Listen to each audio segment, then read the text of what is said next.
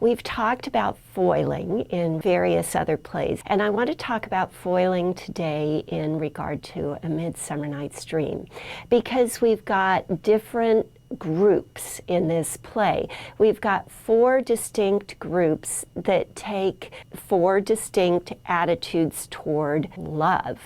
And the first group that we meet is the lovers that are the Queen of the Amazons and the Duke of Athens, Duke Theseus. Now, these two are very aristocratic. They're at the highest level of society of this play, which means that they take a very political view of love and marriage. And in fact, Theseus didn't ever fall in love with Hippolyta. He actually was making war with the Amazons, and when he conquered the Amazons, he's going to cement the alliance between the Athenians and the Amazons by a royal wedding right at the top of society. So when he says, "I won your love doing you injuries," he's talking about the war. And when he's talking about love, you've got to understand love in a very pragmatic political sense. If they get married, fine, let's call it love, right? Even though they are opposites. It would be like having Hitler marry Mrs. Roosevelt to make an end of World War II. Well, maybe not that extreme. Maybe we're just supposed to think of the Yankees marrying the wife of the Braves captain or something like that. But anyway, so they are going to get married for political reasons, but now that the war is over, he's giving her the dignity of courting her in conventional terms. So the very first speech of the play is this lovesick speech about how he can't wait till their wedding day, and it's very sweet. And then the next level of society, the four young lovers of the play are giving you a different perspective on romantic love. And we're familiar with romantic love because nowadays people fall in and out of love, and that's the way we typically understand boy-girl, man-woman relationships.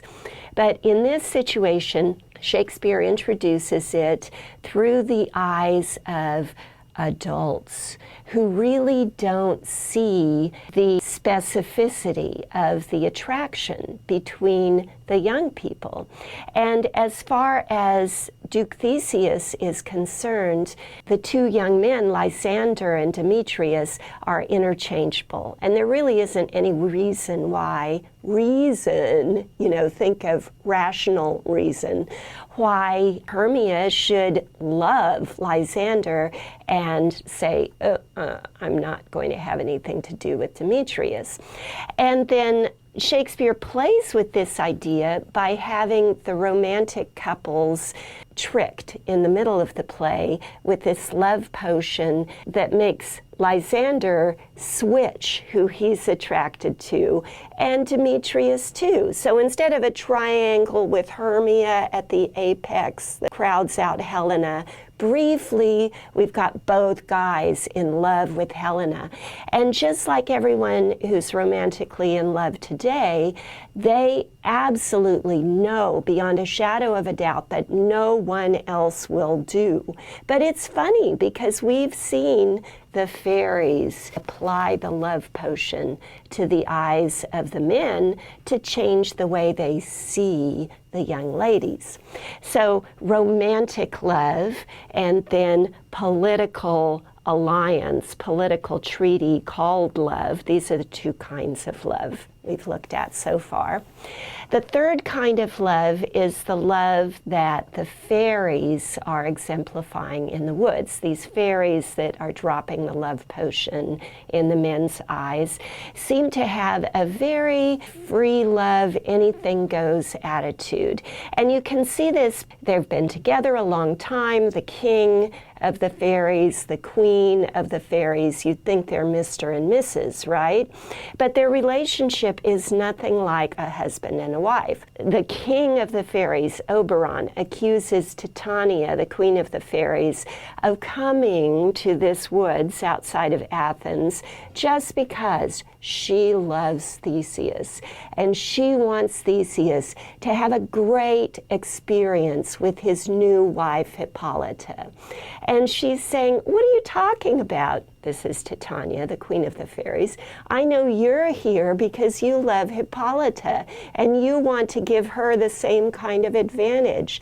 So think about Oberon accusing his wife, Titania, of all of these different ladies that she's set up for Theseus to fall in love with and to have sex with because she loves him so much. We'd call this a swinger kind of scenario where you show your loved one how much you love him by setting him up with all the hot young ladies. It's really not what we'd consider typically decent. And then how does Oberon try to get even with Titania in this quarrel they're having?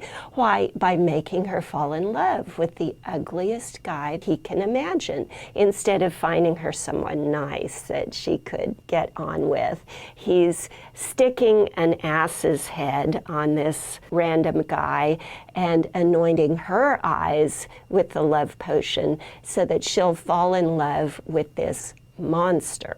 Love is just happy fun, sex among acquaintances and random strangers, a different view of love than the two earlier than that.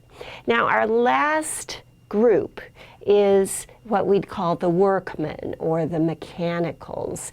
They're the handicraftsmen of Athens, and it's not that they're in love with each other. What they're trying to do is put on a Romeo and Juliet kind of play.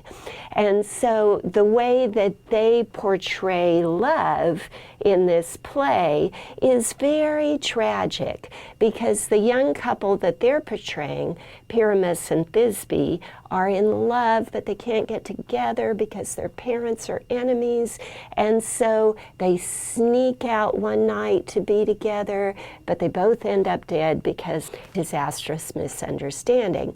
So the way love is portrayed, it's a tragic story, but because these presenters are very illiterate, they are making a hash of their presentation, and you get a very comic view of romantic love, not as a very understandable kind of human thing that happens to people, not as bad magic, but as bad joke, if you like to put it that way. So in this play, you've got Shakespeare interweaving 4 different looks at romantic love with his 4 different groups of characters. And I think you'll really enjoy seeing what he does as he plays with the concept of love.